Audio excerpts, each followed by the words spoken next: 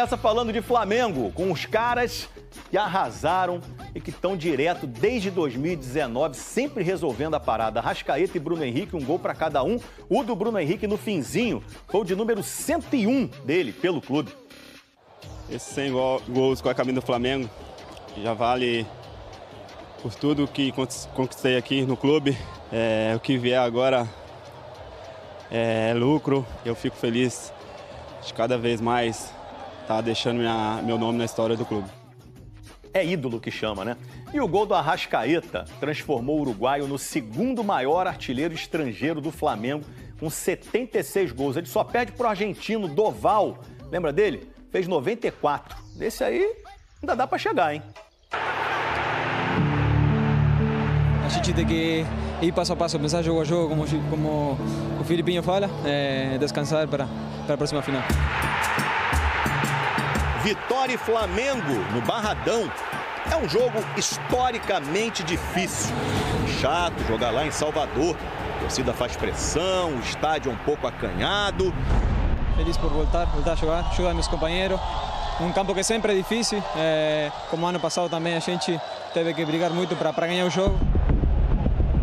No ano passado, Carlinhos fez o gol da vitória por 2-1 no finzinho. Gol!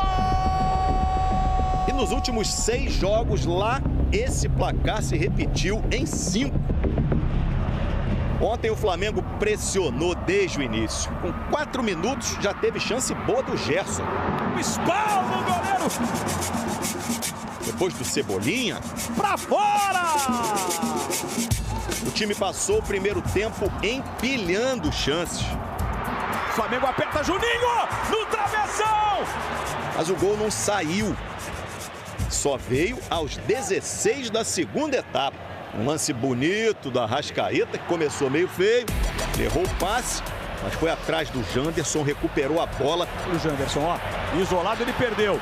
Girou no meio de 2. Vai escapulindo, invadiu a área, bateu de biquinho!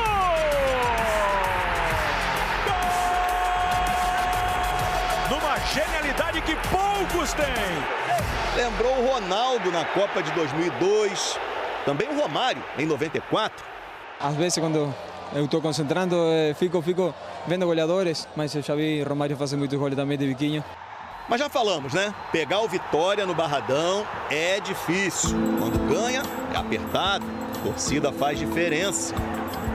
E assim, o Wellington Rato empatou o jogo. Lá vem o chute com desvio! Deu uma sorte danada, né? Arriscou o chute, a bola desviou no Gerson e entrou. O Flamengo ia perdendo 2 pontos. Aí quem entrou fez a diferença. Passe do Michael para o Luiz Araújo e cruzamento para o Bruno Henrique. Gol aos 41 minutos. Bruno Henrique bota o Flamengo na frente outra vez do Barradão. Flamengo 2, Vitória 1. Falei que é difícil jogar no Barradão? Falei, né? É difícil mesmo, mas menos difícil para o Flamengo. O rei do 2-1 no Barradão. Descreveria essa vitória de hoje como heróica por parte dos meus jogadores. Eu dou muito valor, né? E como eu falo, não é fácil ganhar aqui. Esse time aqui está muito bem treinado e temos que valorizar o grande esforço que os jogadores fizeram.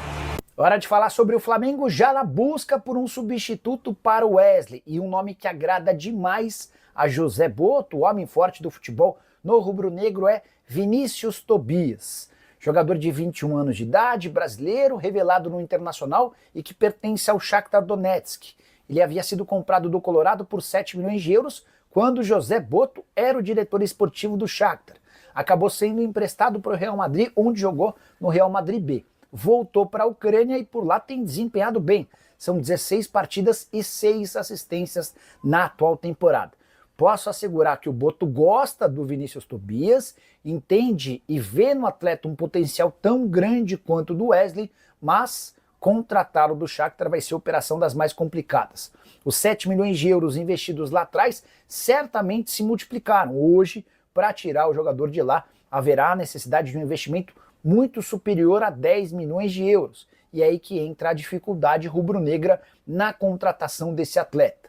Só para completar em relação ao Vinícius Tobias, alguém que praticamente não jogou pelo Internacional, mas sempre demonstrou enorme capacidade com passagem por todas as seleções de base do nosso país. Em relação a Jorginho, negociação acertada entre as partes, o BAP concordou com as cifras pedidas pelo volante, falta apenas a assinatura do pré-contrato para que ele se mude em definitivo para o Flamengo no mês de maio, no máximo em junho. O colega Matheus Leal, jornalista, noticiou: Flamengo mira o lateral direito Vinícius Tobias, ex-internacional e atualmente no Shakhtar Donetsk, para repor provável saída de Wesley. O jogador de 21 anos esteve emprestado ao Real Madrid recentemente e agrada muito o diretor de futebol José Boto. Boto considera Tobias um camisa 10 que atua na lateral direita. De fato, aí é a minha apuração em cima do que o Matheus Leal trouxe. De fato, o José Boto gosta muito do jogador, tanto é que foi ele quem levou para o Shakhtar. Mas nesse momento, pelo que me relataram no Flamengo, eu vou ler exatamente o que a pessoa disse. Boto gosta muito dele, Vene, levou ele para o Shakhtar, mas não pensa nele para trazer para o Flamengo. Ponto. É isso que me relataram lá no Flamengo e fica aí os créditos ao amigo Matheus Leal. Vamos agora falar de Danilo. O Pedro tem chance de voltar nessa quarta-feira. O próprio Felipe Luiz disse na entrevista coletiva que o retorno do Pedro está muito próximo de acontecer. Eu não vou cravar que ele volta porque eu estaria sendo leviano. O Flamengo ainda tem treino nessa terça-feira para poder se preparar para o jogo de quarta contra o Córdoba da Argentina, jogo no Maracanã. E aí muita gente me perguntando, e o Danilo, Vene? O Pedro pode voltar, mas o Danilo? O Danilo, o Flamengo tem adotado uma certa cautela em relação ao retorno dele aos gramados. Ele sofreu 2 lesões recentemente, musculares, na coxa direita, na parte posterior, no mesmo local, em menos de um mês. Ou seja, o departamento médico, ciente que é um jogador com idade avançada, isso precisa ser levado em consideração, um jogador que vem da temporada europeia, que é totalmente diferente da temporada aqui no futebol brasileiro, número de jogos, viagem, gramado ruim. Então, o Flamengo, o departamento médico do Flamengo, para não apressar e expor esse jogador a possibilidade de uma nova lesão muscular, o Flamengo vem adotando a cautela e não tem prazo ainda para o retorno de Danilo aos gramados. Beleza? Estamos trazendo aqui o que eu apurei junto ao Flamengo. Agora, os colegas do GE noticiaram que o Jorginho está cada vez mais perto de ser o novo reforço do Flamengo.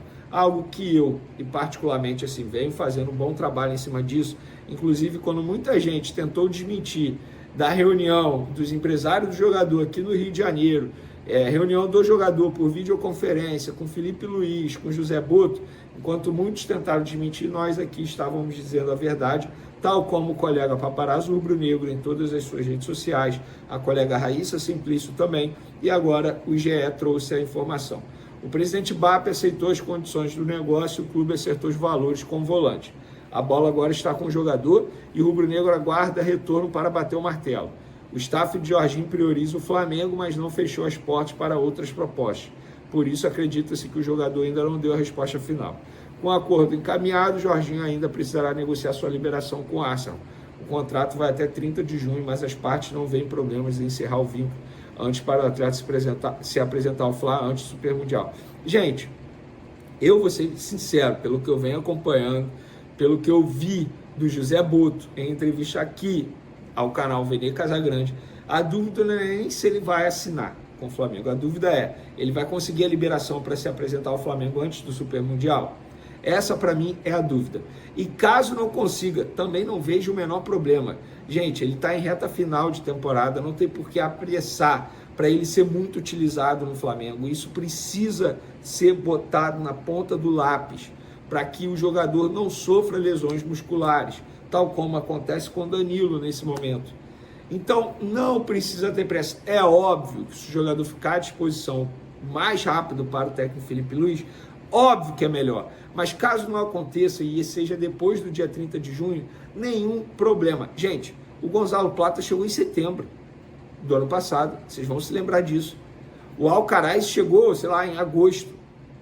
Gente, calma, não precisa ter pressa. Eu entendo a ansiedade, eu também fico ansioso, porque eu considero o Jorginho um baita jogador, mas querer apressar para o jogador jogar logo, encarar o forte ritmo de jogo, de temporada do futebol brasileiro, Eu acho furada. Não sei qual é a visão de vocês. Renê Casagrande, tá feliz com o seu Flamengo? O que você gostou? O que você não gostou na partida de ontem? Foi um jogo duríssimo, né? Não foi um jogo fácil, né? Olha, depende. O primeiro tempo foi extremamente fácil para o Flamengo, só que o Flamengo fez parecer difícil. Porque, novamente, naquele mesmo roteiro que a gente vem mencionando aqui, desde, inclusive, da temporada passada. Isso não é novidade.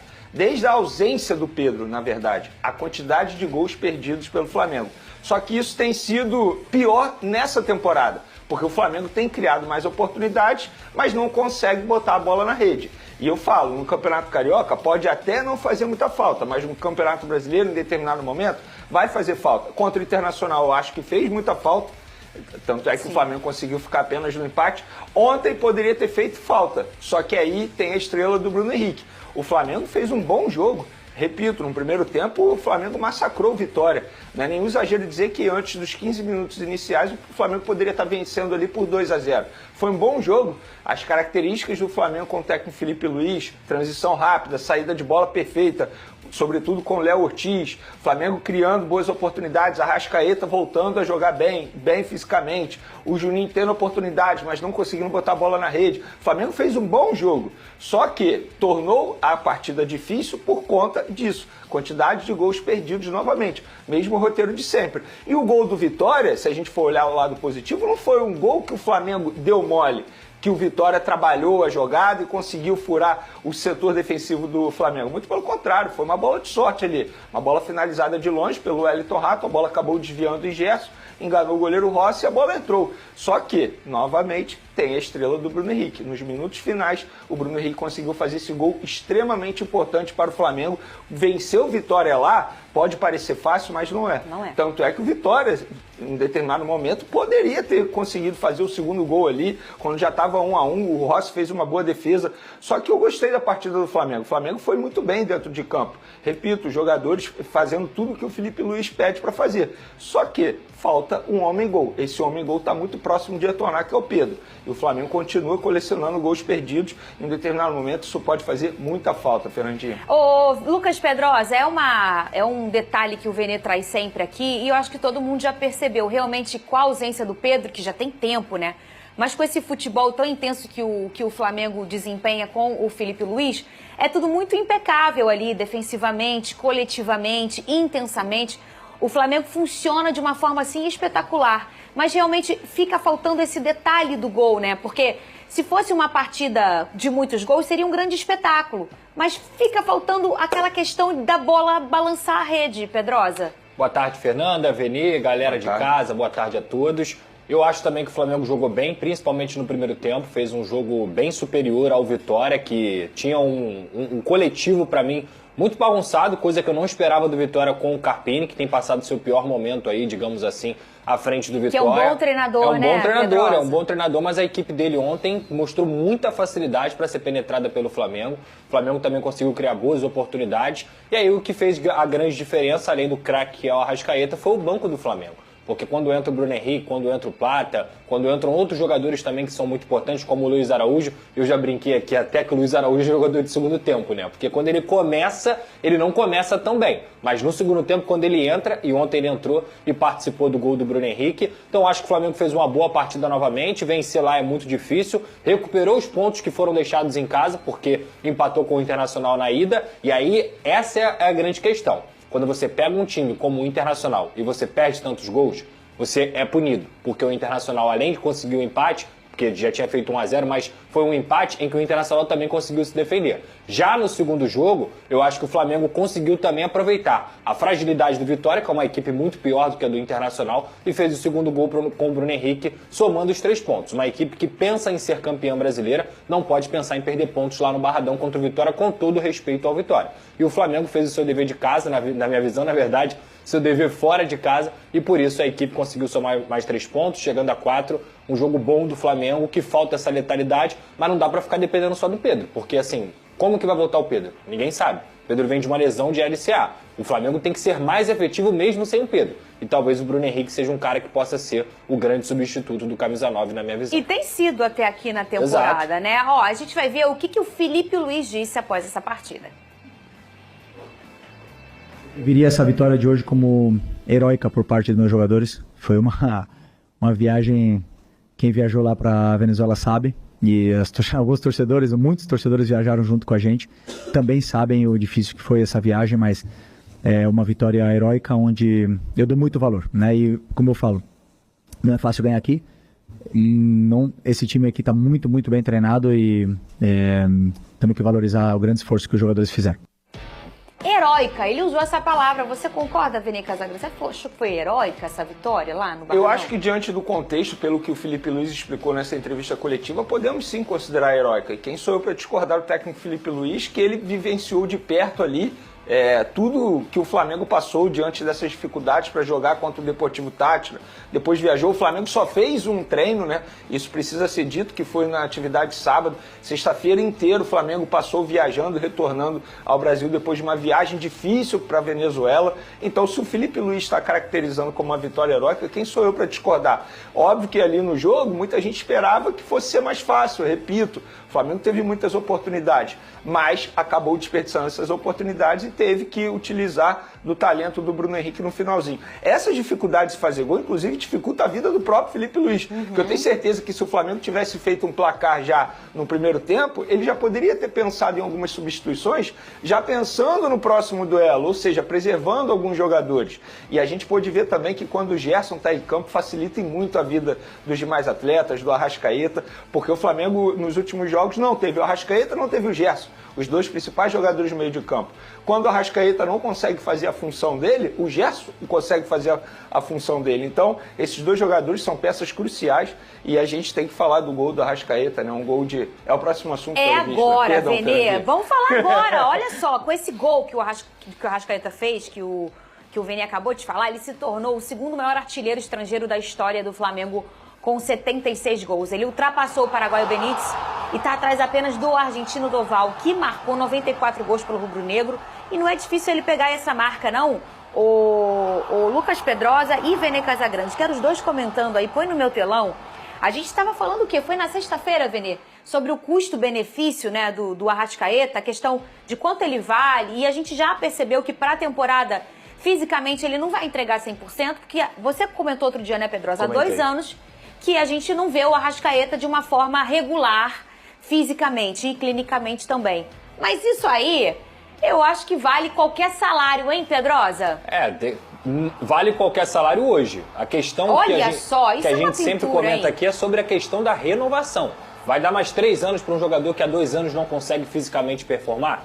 Essa que é a questão para você não onerar o seu clube e onerar a folha salarial. Mas é indiscutível como o Arrascaeta é qualificado, é indiscutível como ele é um gênio no futebol brasileiro, e esse lance aí, ele não mostra só a genialidade, mas também mostra muita raça, porque ele que recupera a bola, e a genialidade vem do biquinho que tantas vezes Romário e Ronaldo fizeram, e ele consegue dar o bico por baixo das pernas do zagueiro do Vitória, um golaço que só os craques podem fazer. Você acha que vale a pena, ô Vene Casagrande, essa questão da renovação? Eu acho que a renovação de contrato ela não tem que ser debatida agora. O Arrascaeta ele tem contrato longo ainda, se não me engano até o fim de 2026 ou até o fim de 2027, não tem que ser discutido agora. E não é porque ele fez esse golaço que agora a gente tem que ser a favor da renovação. Não? É porque eu sou uma pessoa, vocês sabem, eu sou empolgada, né? Eu acho que a gente tem que ter uma responsabilidade financeira quando a gente pensa numa renovação de contrato de um jogador que custa alto. Óbvio que ele entrega. Você sabe o alto dele, Vene? É alto, assim. Ele custa alto, mas é um custo-benefício que vale a pena. Ele consegue entregar para o Flamengo aí, eu tenho certeza, muitas vitórias durante a temporada inteira. Só que a parte física dele deixa a desejar. Para mim, o que chama mais atenção não é nem um golaço, porque ele já fez um golaço assim de bico em outras oportunidades com a camisa do Flamengo, se eu não me engano, contra o Ceará por um campeonato brasileiro. O que me chama atenção é ele voltar a roubar uma bola, dar um carrinho e mostrar esse Arrascaeta que ele já foi em outros momentos. Me lembrou muito, por exemplo, 2019. Contra o Internacional pela Libertadores lá no Beira-Rio, que é ele que rouba a bola. E ele que inicia aquela jogada naquele gol tão importante do Gabigol, lá dentro do Beira-Rio pela Libertadores. Então, esse é o Arrascaeta que a gente gosta de ver. Agora, se ele vai conseguir manter esse ritmo, a gente não sabe. Eu torço para que sim.